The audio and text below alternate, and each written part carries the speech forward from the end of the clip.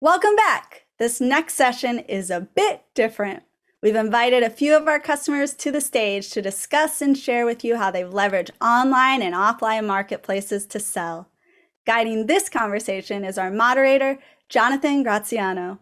Jonathan is a social media guru with 10 years of experience helping brands develop and manage vibrant online communities. He is passionate about fostering authentic connections that enable people to achieve their goals. And if you get to know Jonathan, you may also get to know his pug Noodle, who has quite a social following of his own. Our panel will describe their experiences selling online and off, giving real-world business examples to show you how to expand your reach with online marketplaces, and how to manage your selling activity across channels in one place. I can't wait to hear from our customers. Jonathan? Hi, everyone. Thank you so much for tuning in today. My name is Jonathan Graziano. I work on the social media team at GoDaddy. I've been here for about 3 years, and I'm so grateful to have the opportunity to host one of our very first customer panels of this event. I'm going to be talking to 3 of our customers today who fully embody what it means to sell anywhere. We're going to be talking to Moziah Bridges, who has achieved massive success over the past 10 years running Mo's Bows Memphis. We have Lizzy VanPatten of She Moves Mountains, who has built a thoughtful mix of products and services for her massive female climbing community that she's built.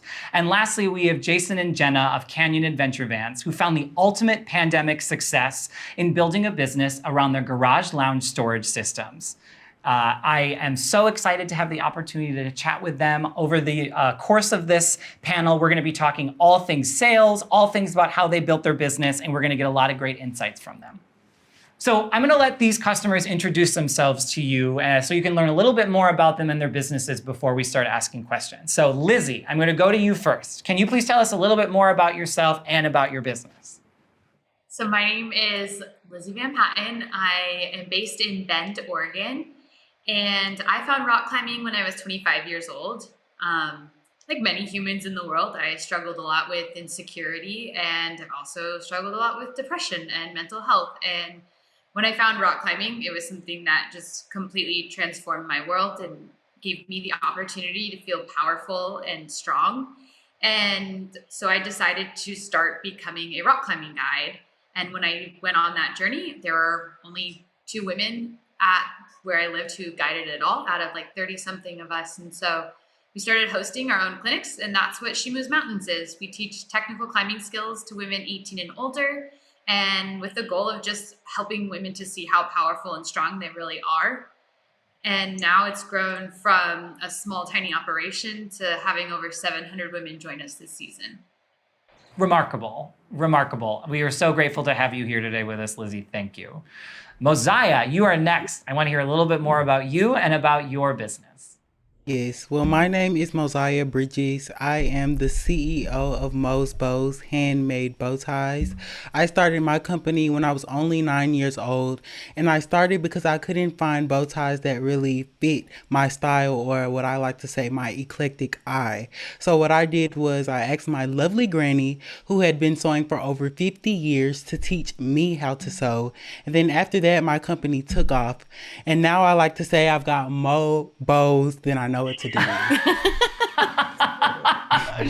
Oh, I love it. The only thing I was worried about when I was 9 was if I had batteries for my Game Boy. So you have really, really blown me out of the water.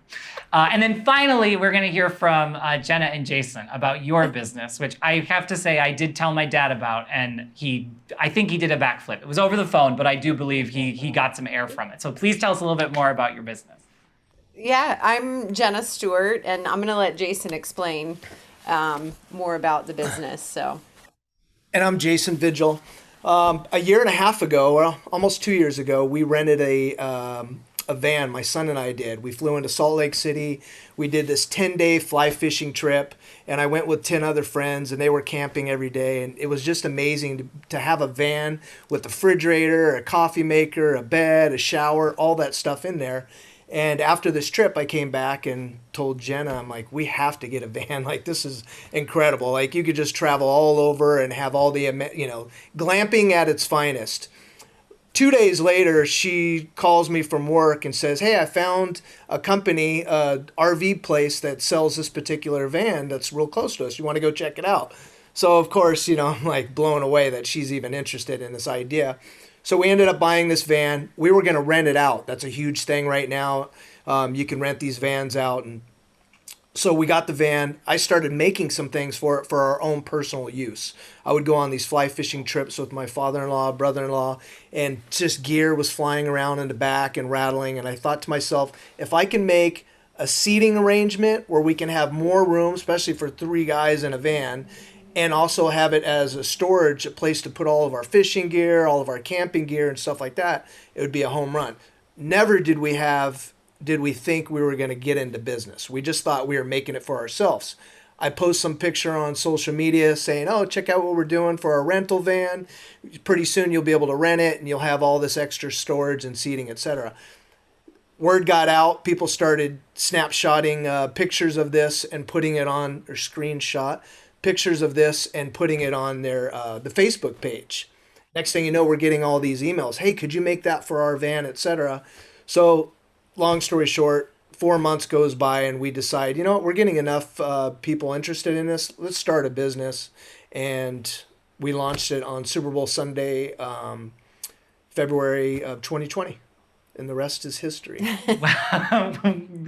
Amazing. You've solved 100 problems with one with that. So my first question that I'm going to go to, Lizzy, can you tell us a little bit about your very first sale, whatever that may have been? So it was very bootstrappy, where I just posted on my personal social media, like, "Hey, I'm hosting this clinic and you can register by emailing me." And we had 10 women register for this event we were putting on. But they couldn't pay beforehand because I didn't know how to collect payments or anything. I love to hear that story, and I'm so glad that you put yourself out there and did that. Moziah, I'm curious to hear from you now about your very first sale. If you could take yourself all the way back, all those 10 years ago. Well, my very first sale, I don't think Lizzy was talking about money. I don't think money was ever involved in my first sale. So that was a big thing for me. So me going to my grandmother, asking her how to sew, I would wear those bow ties to school, and then my friends would ask me, "Hey, where did you get that bow tie?" And then I'll be like, "Well, I'm a little hungry right now, so you can give me those chips and I can just give you the tie if you like it so much." So it kind of went like that for I would say a month or so. And then I started, actually charging for ties, because my mom was like, you have to start selling these. You can't just give products away. So that's pretty much how it started for me. It wasn't a sale exactly. That is so, but I love that, because the idea wasn't to make money and then to build something around it. The idea was, I want to create a thing.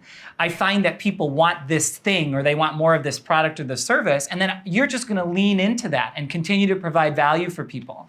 So deeply impressive, so impressive. And now Jenna and Jason, I'm very curious to hear how that started. Like you said, we launched this Super Bowl Sunday. So once the garage lounge, the very first garage lounge storage system was built, my sister's a photographer, so Jason went up to Mount Baldy with her, and they shot some really great pictures.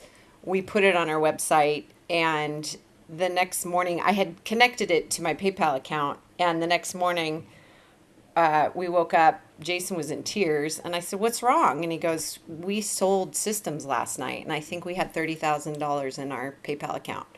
And so we started this business in our garage. How amazing to just get that kind of validation, to just know that people latched onto that, and they gave you not permission as much as they just gave you validation to say, "No, we want more. We want more bow ties. We want to climb rocks, and we want somewhere nice to sleep in afterwards." I think that is absolutely fabulous. Okay, so my next question for you all, I'm very curious to know where you are selling your products and where you're selling your services and how you get people in. So Lizzy, I'm going to start with you. I use social media to advertise, but 100% of what I do is essentially online. But I can imagine that a lot of people might have questions for you before they book, especially if they're first timers.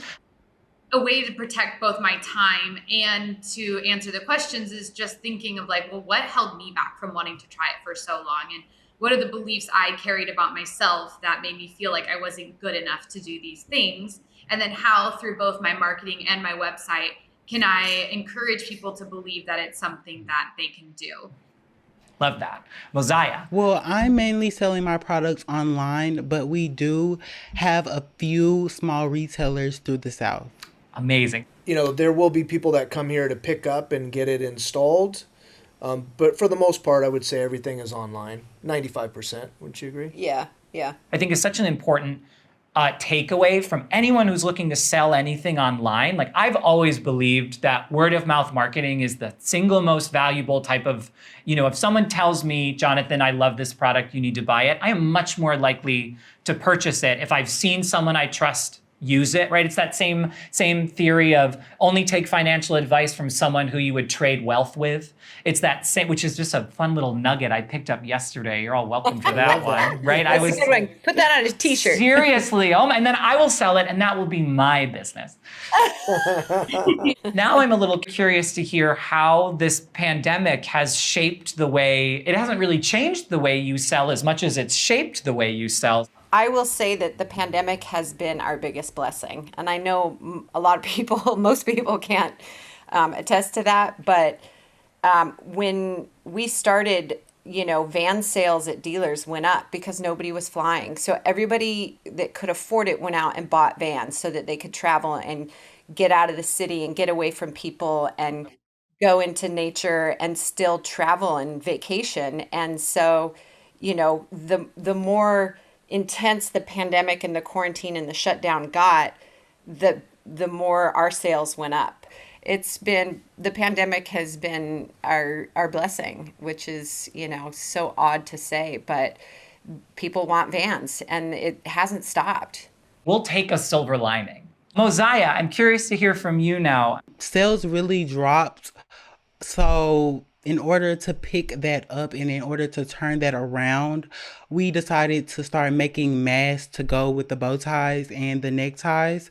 And after that, sales really just picked up for us. You literally just started to offer a new product, right? It's that idea of, this is my bread and butter, but this is a time right now where people need this product. This product can go with this one, so I can complement my bread and butter business by offering people something that they actively need right now. We've shared a lot about Lizzy on our Go Forth series, which you can see on our YouTube channel, quick plug. And I know firsthand some of the experiences that you've went through, and we really appreciate you being a part of that series. But I'd love if you could share a little bit about how you have had to change the way that you sell and where you sell over the past, who knows? I don't even know how long it's been. 18 months, 19 months. So it's been the opposite of a blessing for me, and it's still hard. Coming into March, I was planning the biggest event. I rented out a huge theater. I had athletes coming. We had sponsorship for an event, and that was planned for the end of March, and I had to cancel it. And when you cancel an event, it's not just like that. You're like erasing 6 months of your work prior to that and then sending refunds out to everybody. And that's But it's not been fun. No. And then there are so many people, Lizzy, out there who are watching this right now who can feel what you're feeling, and when they're in their own capacity, right? Everyone has their own experience. But Moziah, I'd love to hear from you quickly about what is an example, and it could have been, over your 10 years of operating. What is one, I'm sure there have been more than one obstacle, but what is one obstacle you can think of that you encountered that you just solved for? Well, I feel like one obstacle that I've really just overcame and solved for myself personally was just overcoming rejection.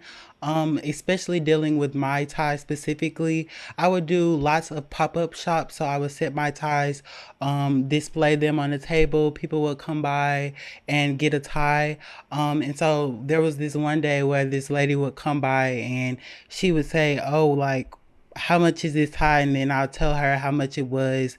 And then she'll say, I could get this at Walmart, or, I could get this at a different company. And so for me, it was handling that and knowing that not everyone is going to be my customer and not everyone is going to be buying what I'm offering. So it just made me cater to more people who did love what I was doing, who was supporting, the cause. Right. So I'm so blown away by all of you, but to just have that mindset at such a, while you're building your business, to just be able to take that rejection or take those, negative pieces of feedback and go, okay, all you've done is help me to define my target market a little bit clearer. An obstacle for me is keeping my temper and my tone gentle when customers call and they're furious and I spent so much money, and we have to comfort them and we have to say, like,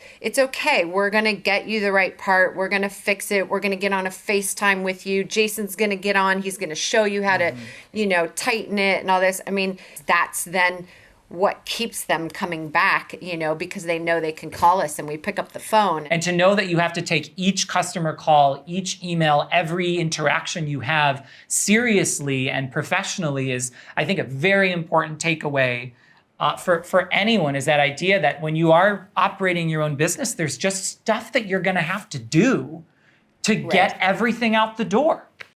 Yeah. I will say what's interesting too is that when customers don't like something, it's really easy for them to go on social media and blast us. It's just amazing how it changes when they get someone on the phone that says, "Hey, I'm here to help you," hiding behind it. I do this because this is my cell phone hand. Hiding behind a screen, it's very easy to be mean when you're hiding behind a screen, or at least 100%. It's very easy to forget that you're talking to there is a person on the other end of this. Someone is going to read this who very well might not be, a cog in the machine. It might be the owner.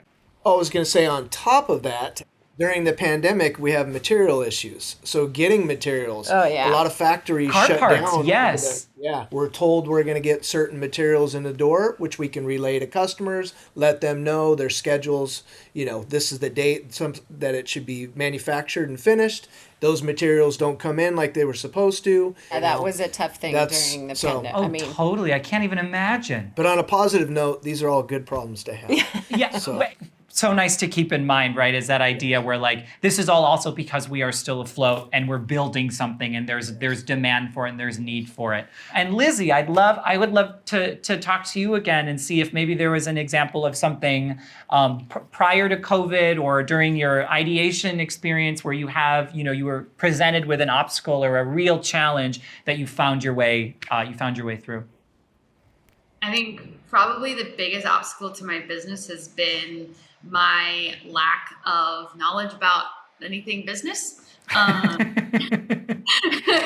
so I think one of the biggest obstacles has been just having to, everything I've had to learn. Yeah. And I think one of the best things I've done is just have a ton of grace with myself and accept when I'm not good at things. Like, I've taken mentorship classes for leadership and I didn't know how to collect payments online. And so I just did a ton of research into things. I mean, there's so many little challenges that have come up just because, I wanted to teach rock climbing. I don't know how to run a business. Right. And so there's an endless list of challenges that comes with being untrained for your position, but it doesn't mean you can't learn them. And I think the best piece of advice I can have is, instead of beating yourself up and being like, oh man, I suck at being a leader, or I don't know how to do this, to work really hard to figure out the things you can learn to do, and then to accept the ones that you're not good at and pass them off. A lot of times, a lot of entrepreneurs or a lot of small business owners might get into that because they are self-starters. You're all self-starters. You're all people who believe in yourself and have confidence in what you have to offer.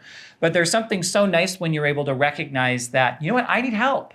So it wouldn't be a video call if we didn't run into a slight technical difficulty. So unfortunately, we did lose the video feed for Jenna and Jason, but they are very much still with us. Jenna, I know you had one other thing you wanted to add. Yes. My best advice to people starting a business that are in business is having really clear boundaries about when you allow customers to seep into your life. So I would spin out of control on the weekends reading emails and trying to address customer issues, and I would have no quality of life, for the weekend. Right.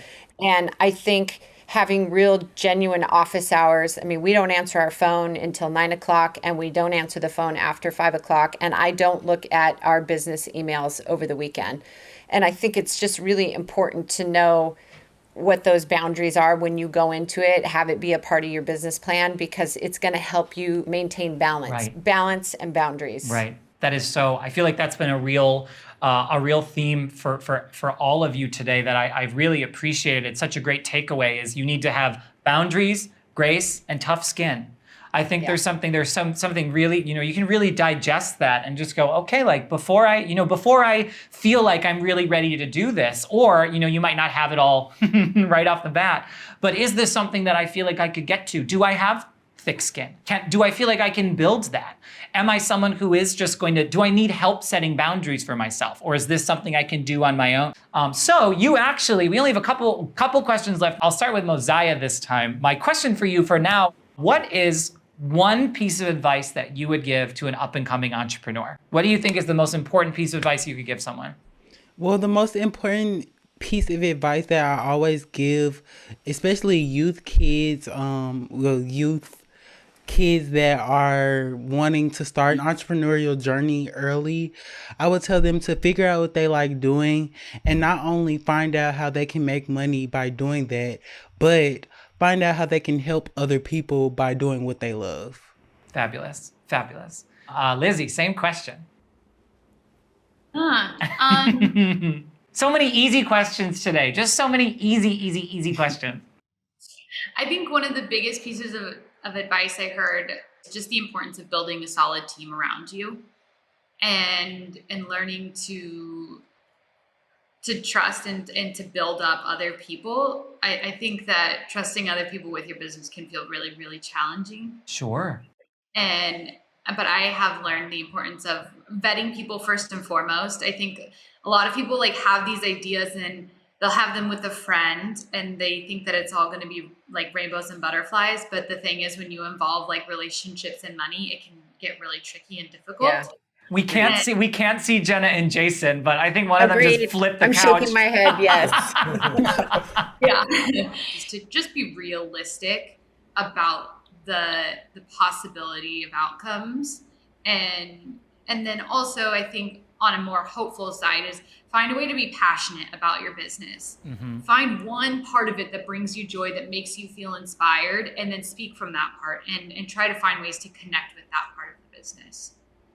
You might love your business, and then there might be months where you're like, this is really hard and I'm falling out of love with this part of it, or this part is not something that I want to, wake up and do. But that idea that you just go for it, you lean into it and you say, I love this thing. This is something I'm going to build a passion for. And it's a daily practice to do that. You two just hit on it. Number one, I think find something that you love and that you're passionate about, but also realize and recognize when there's a void as a business owner. If there's things that you can't do, find and build a team of people that can do the things that you're not great at.